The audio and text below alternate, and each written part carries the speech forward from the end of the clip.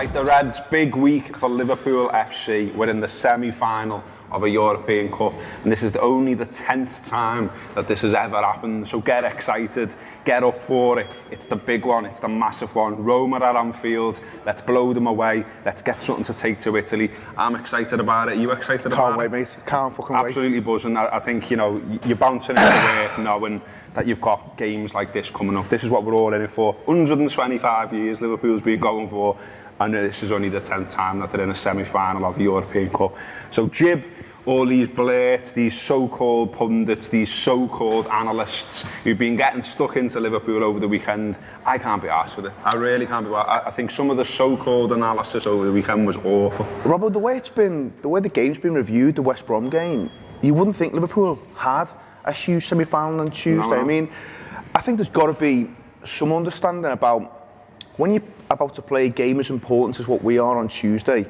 Sometimes it's almost impossible not to let your mind wander as a fan, as a player. And I think you could see in that West Brom game, not that you can excuse it, but you could see that lads were thinking about bigger things on the horizon.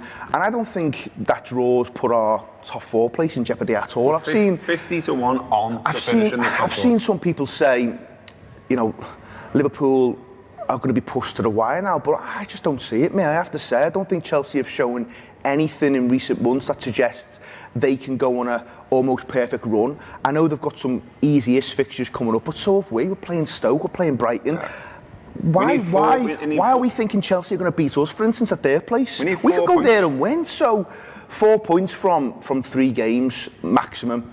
There's no reason why we can't do that. No. I don't see a scenario where Liverpool, all right, they'll have to make changes against Stoke. I think if you want to look at it a little bit more in depth and think about maybe 1 or 2 of the issues or challenges that you now face after that West Brom draw, it's the fact that maybe you can't rest as many against Stoke. Because I think the manager will feel that he's got to go maybe 1 or 2 more strong in terms of personnel than he would have done if we'd have beaten West Brom. I think he could have put me and you out against fucking Stoke and no one would have been arsed, you know what I mean? Happy days, let's go again. But now that draw's occurred, and it didn't end well. No, we're not going to disguise that. Liverpool weren't great at the weekend. But we can allow them one of them sometimes happens. Not to mention another refereeing performance where if you blindfolded the prick, he couldn't have done any worse than what he did. He was awful again. He's looking at stuff and just, you know, there was blatant penalty, the red card.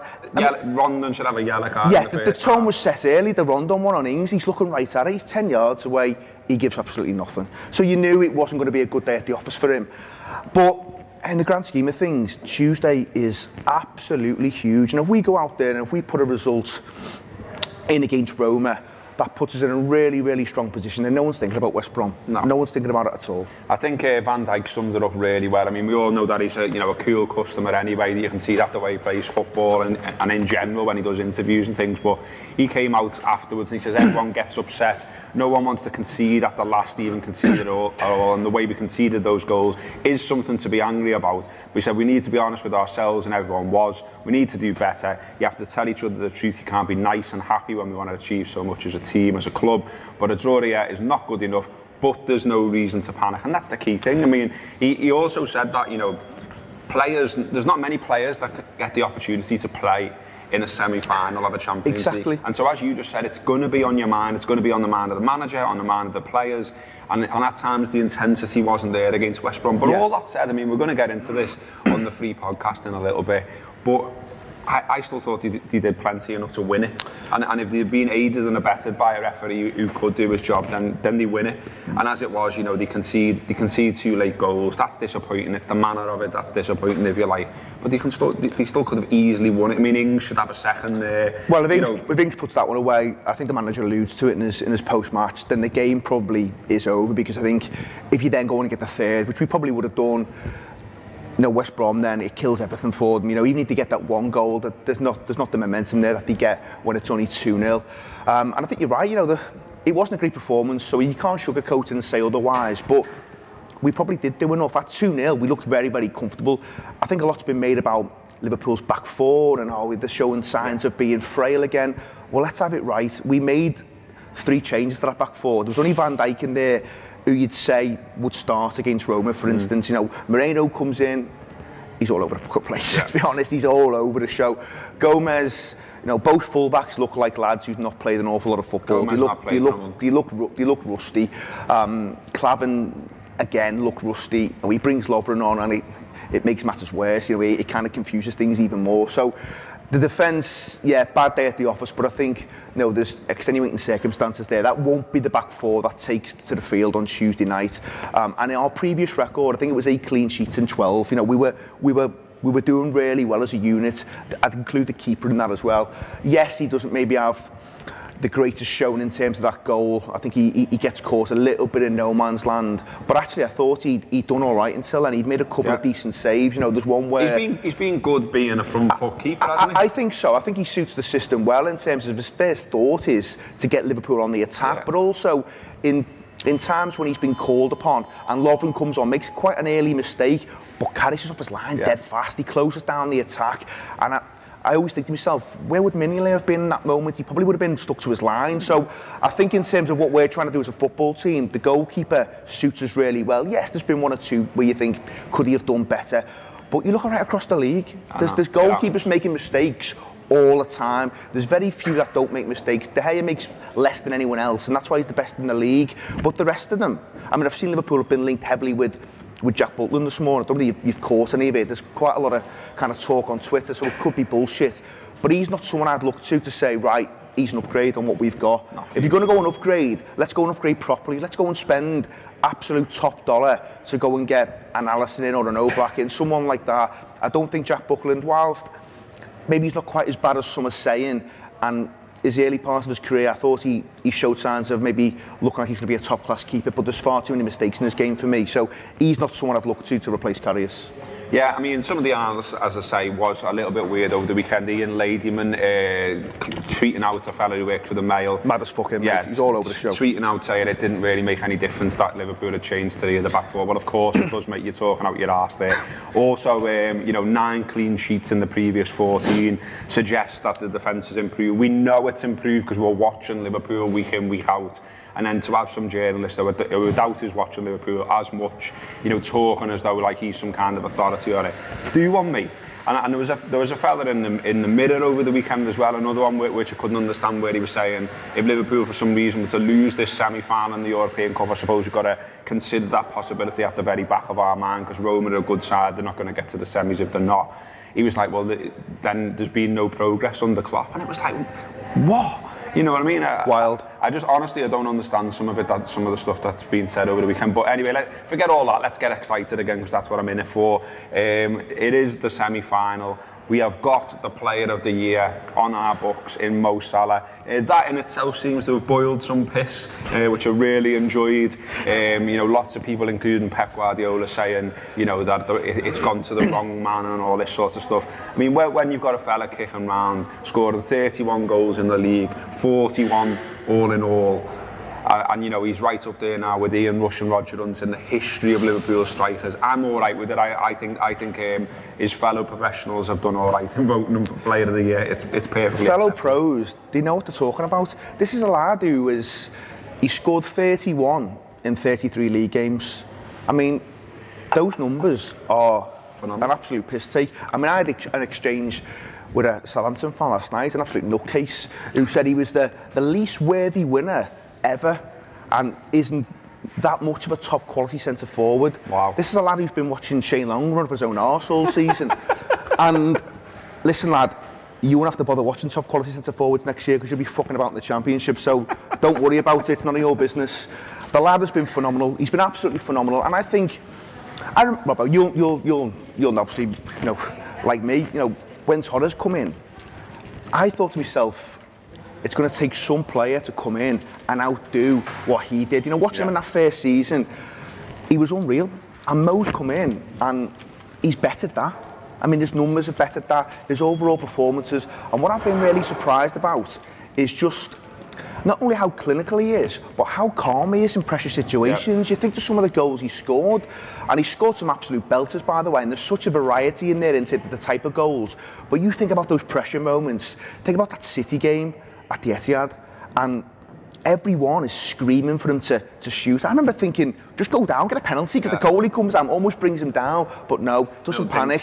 He thinks it. He Kenny Dalglish it into the back of the net when there's just untold pressure on him. So to come in and do what he's done, it's been outstanding. And you think at the fee we've paid for him, it's pocket change in today's kind of climate, isn't it? It's absolutely nothing. He's been nothing short of breathtaking from start to finish. And I was thinking about the brilliance Salah thing, and I thought to myself, up until Christmas, there was a conversation to be had. There was a debate, I think, to say, I probably could have even been persuaded to say maybe De Bruyne up to Christmas time, maybe he was the outstanding player. It was very close, I thought. You could make an argument for both. But I think since then, I don't see a debate. I really do not see a debate. He's not influential in the games against us, is he? I put something out this morning, I think, a response to Miguel Delaney, and I like Miguel's stuff, but he was saying there was only one man for him who should have won it, and that was De Bruyne. But when you look at the performances of the two players when they've played against each other, one's shone and one hasn't, and that's been Mo Salah. And I think since Christmas, his performances, his goals, his performances in big games have been superb. And that's why, for me, he's a worthy winner. I think fellow pros know what they're talking about. They'll have come up against him and they'll have thought, wow, this is some player. And the next step for him is to go out and see if he can do it again. But I think to go and get 31 goals in a 38-game season, which he's done up to now, he's already done that. That's the record. Suarez, Shearer, Ronaldo, there is other peers who've done that in a 38-game season. And he's got games left. And he's got games left against teams who you think, he'll probably score. Yeah. Stoke, Brighton, and I tell you what, Chelsea, he'll want to score there. He'll absolutely want to score there. So there's games there where Ian Rush, 47 goals in a season. Well, Mo's on 41 in all comps. So it's frightening what he's done. It really is. And if Liverpool were to go and do what we all hope they will do, win another Champions League, win number 6, then he's absolutely in line for the Ballon d'Or as well. Which would be amazing. Why not? I mean, just to quickly go over this, there's a graphic in the Mail summing up how he scored his goals, which just emphasises some of the points that Ian was making there. 5 with his right foot, 24 with his left foot, 2 with his head, only 1 penalty, 28 inside the box, 3 outside the box, and as you say, all different types of goals, assists as well. I mean, the idea that it's some kind of fluke that he's walked away with that award, wind your neck in, lads, get a grip. Okay, we're going to be back in a minute. We're going to have a look at some other stuff that's in the papers, but before that, just a few little plugs for our stuff. We've got Jamie Carragher coming in. You might even walk past in the background while we're doing this, to be honest. We're going to do some audio and some video with him, looking ahead to the big game against Roma. We've got the Anfield wrap out there this afternoon. That's the free show. We'll be recording that shortly after this video. There'll be a review out there as well, which, as ever, looks in depth at what happened there against West Brom with a qualified coach. And then we've got an Under the Light show as well out today, which will preview tomorrow's match against Roma. We've just had Tony Barrett in here as well. I didn't speak to Tony, but I can tell you, I can guess what it's about, to be honest. And it's probably about, if you're going down to the ground early tomorrow, if you're going to welcome the coach, bring some pride, bring some passion, make some noise, wave some flags, do all that kind of stuff. But for once, the dickheads, just stay on the right side of the law, because it's not helping us collectively as a city, as a group of fans, as a club, and parts of grounds and stuff like that could end up getting closed in the future here. So just have a think. Yeah. We can welcome the coach, we can do the European night thing, we can do it really well, but we can do it in a way where we don't get the world looking in on Liverpool going, aren't they a bunch of savages and all that shite again. We don't need it, so don't do it, don't step over the line. And these people who keep making graphics and putting them on the internet, get a grip. We all know how to behave on a European Cup semi-final. We've been there before, we know what to do, we've all got mates, we're all sound, we're all right, we don't need graphics going on about pints and pyro. Shove them up your arse, behave yourselves when you go round Anfield, and let's enjoy a big European night and remember it for the right reasons. Back in a minute with the papers.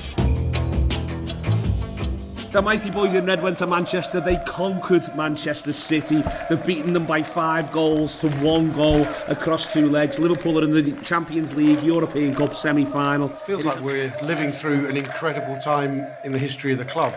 Almost out of the blue, as happens, I think, with the Champions League and its effects on seasons. Every single day I wake up at the minute, I think of Kiev. I think about what this Liverpool side can achieve in the Champions League this season. This is what we're in it for, isn't it? It was absolutely unbelievable that night. It's one that'll live live in the memory for a long time. I mean, at 3-0, I'm emotional. This is an opportunity. It's what we want as fans, and it's what players want as players. Well, they want to be involved in the latter stages of the Champions League. They want to try and win things. They want a medal. They want a trophy. Let's go and have a pint indeed. Don't tell me it doesn't matter. It's a fucking joy to be alive. What about the Reds? This could be a fantastic run through to Kiev. We want you to come and share it with us, hopefully celebrating what could be a glorious run to number 6. Come and share it with us at the Anfield app. £5 a month. We really hope you do. All right, back with the newspapers then, and loads of the headlines today again are about this man, Arsene Wenger. We talked about him on Friday's show. We had Sam on, who's back behind the other side of the camera now. But he got some nice comments, which I think he enjoyed. Wenger, you know, he's done his press conference post-match yesterday. Had what does look like to be a bit of a pop at the fans about, you know, how it didn't feel like the kind of values that he wants around the club, and, you know, that he said it was hurtful, and that, you know, it wasn't, he didn't want Arsenal to be perceived in the way that they were being perceived around the world, and so, you know, that's the reason he's decided to go. It does seem as well, if you read between the lines in some of the reports, that there was a bit of an ultimatum finally on, you know, either you go or we're going to have to maybe talk about sacking you here and that sort of stuff. So, bit of a shame all that, but, you know, it is what it is, and you know, he has been a great manager, but equally, you know, I guess the fans, the detractors, if you like, will say, well, we went 14 years there, mate, without a title. So, you know, like, there comes a point, and it does feel like a lot of people reach that point. Bit of a shame as well, I thought, to see empty seats at the ground, and, you know, there was a couple of goes at, like, one Arsene Wenger and all that kind of stuff, a couple of songs for him, but it wasn't like, no, it wasn't the whole ground, and it wasn't rip-roaring, and even the performance of the team as well was a bit... Unfortunately, Robbo, he's just outstayed his welcome on ever so slightly. I always felt he should have gone after the Chelsea Cup final, and that felt like it would have been the perfect time for him to go. And I think a lot of fans were hoping that's what would have happened. He stayed this season. It's not gone great. They've still got a chance to win the Europa League, obviously, which would be, for him, a nice way to go out. But when you've got fans staying away, when you've got a half-empty ground, nothing sends a more powerful message to owners than watching football in half-empty stadiums. So he was kind of a dead man walking, but I think they've obviously given him the respect he deserves by letting him go out on his own terms rather than sacking him. You know, they've said, you know, it's time to go. So they've probably come to a bit of a compromise, really. I don't think they'd ever want to sack Wenger, because I think he's come in and he revolutionised the club. You know, I mean, the things he did when he first come in, you know, I've put Arsenal in a really kind of strong position moving forward. But it's got to the point where I think fans they've been sick of seeing the same things, you know, and they were a team early on where, you know, you couldn't pass them off the park, and you couldn't bully them off the park. You know, they had lads who could play football and they could tear it apart, but also physically they were huge, they were massive. You couldn't bully them. You know, you saw them in those kind of, you know, United games in the tunnel where, you know, you couldn't intimidate, you know, Patrick Vieira or Petit or Henry or Bergkamp, people like that. You know, skillful players, but lads you could put the foot in as well. He seemed to lose the ability, Wenger, of maybe, you know, attracting some of those players in, but there's less secrets in football now. You know, when he was pulling in some of those French lads that people hadn't heard of in the late 90s, well, that doesn't really happen anymore. Everyone's onto players and stuff, and I think he lost his way a little bit, and I think from an Arsenal point of view, they were seeing the same things happen over and over again. You know, they come up against the big sides and they get beat, and it was very rare they'd go away.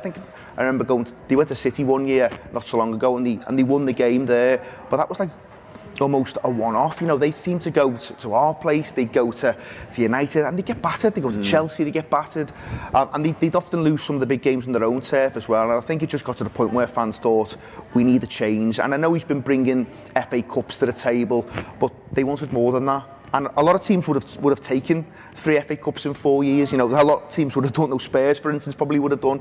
But I think they just thought, we've won. Yeah, absolutely. And you know, it's important to recognise that.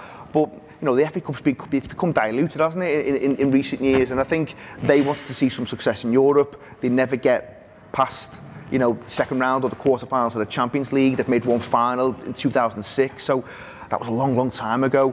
And those league titles, they're a distant memory. You know, the last one was in 2004, and he wins 3 very early, doesn't he? He went 1 in 98, I think, and then he does 2002, and then 2004. They were great sides. You know, you listen to people like Neville and Carragher talk about it on Sky.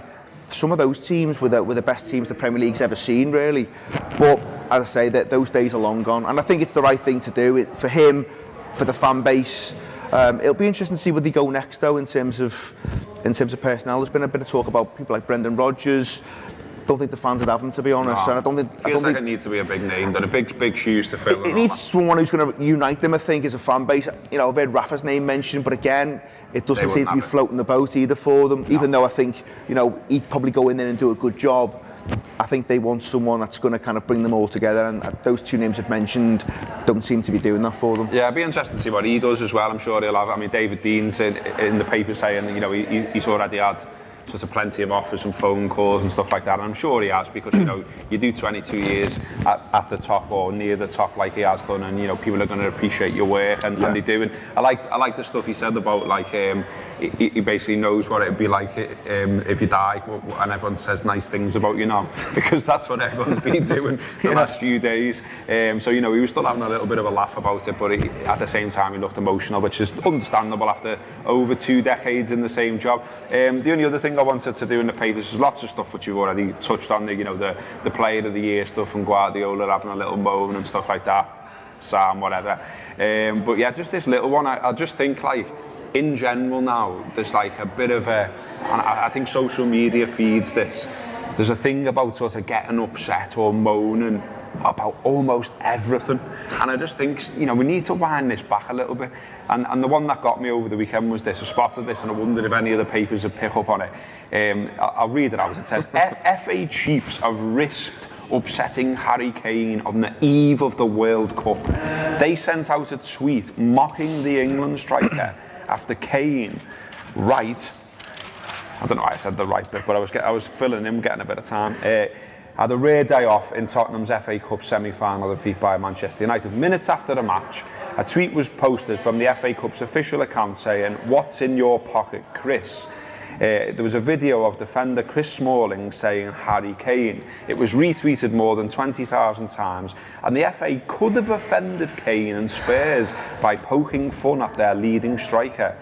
England boss Gareth Southgate, who was at Wembley, may also not appreciate the dig, as Kane has only just returned from an ankle injury, and it goes on and on and on. Please get a fucking grip. Someone somewhere sitting in an office with a laptop has made a bit of a joke, lashed the video up. Just get it. I mean, of all the things the FA have done in history, by the way, they've done plenty of things wrong. Still not enough people talking about their role in Hillsborough, for instance. And some shitty joke about, you know, Harry Kane being in Chris Smalling's pocket.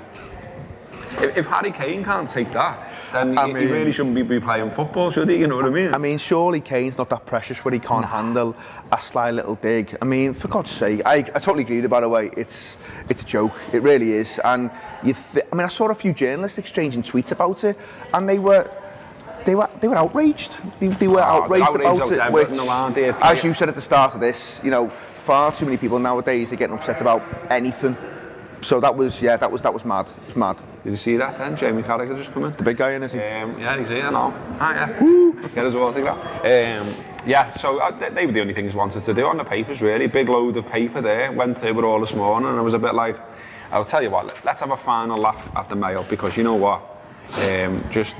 We were ripping Ian Ladyman before, weren't we? I mean, look at the headline on this. Look at the state of this. The headline, you're sitting in your office, sub-editor at the Daily Mail, writing your headlines, Roma lick lips at dodgy defence. Do they, yeah? Did you ask them? And also, as we've already mentioned, it wasn't the defence. It wasn't the defence that's played so well. Like, why is this a thing, that this is the way you analyse football?